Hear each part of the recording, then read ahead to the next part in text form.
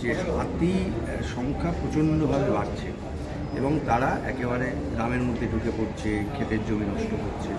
কি অবস্থা হাতির এখন? দেখুন, হাতি যেখানে আমাদের পশ্চিমবঙ্গে 200 থেকে 250টা হাতি থাকতো, এখন সেখানে 800টা টোটাল হাতি। যার ফলে মানে হাতির পপুলেশন বাড়ার ফলে হাতিও একটু বাইরের দিকে আসছে এবং হাতির যে খাদ্যাভ্যাস সেটাও একটু চেঞ্জ হয়েছে।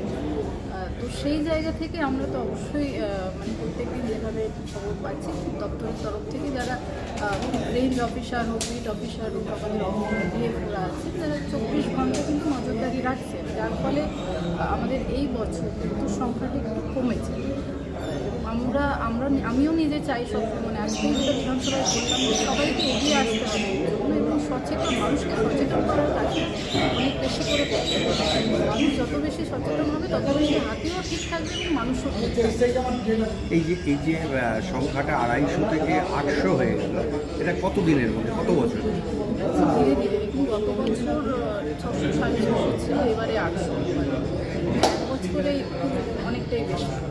এটা কি খালি হাতির ক্ষেত্রে আপনারা দেখছেন না অন্যান্য? না, অন্যান্য ক্ষেত্রে আমরা যেমন বিধানসভাতে আমি বলেছিলাম আমাদের বাঘের সংখ্যা এখন বেড়ে 101টা হয়েছে, তেমন বাইসনের সংখ্যাও বাড়ছে, সমস্ত সংখ্যাই।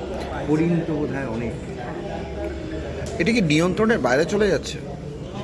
দেখুন, অবশ্যই আমি তো চাইবো ফরেস্ট মিনিস্টার হিসেবে যে সবার হাতিরও সংখ্যা বাড়ুক, মানে জঙ্গলের সংখ্যাটা বাড়ুক, আমি তো সেটা চাইবো অবশ্যই।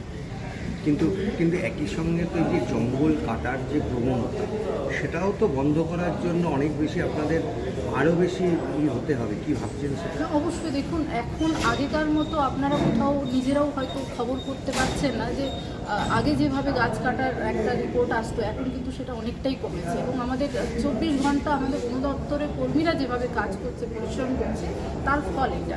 এবং আমি আবারও বলছি যে লোকাল লেভেলে যদি কোনো সেই রকম ধরনের খবর থাকে আমাদের কাছে পৌঁছলো না, সেই পৌঁছানোর দায়িত্বটাও যদি সবাই মিলে করে, আমার মনে হয় জঙ্গল বাঁচবে এবং জঙ্গল বাঁচবে পরিবেশটা বাঁচবে, সবার ক্ষেত্রে এটা জরুরি। আগে বন দপ্তর 24 ঘন্টা কাজ করছে।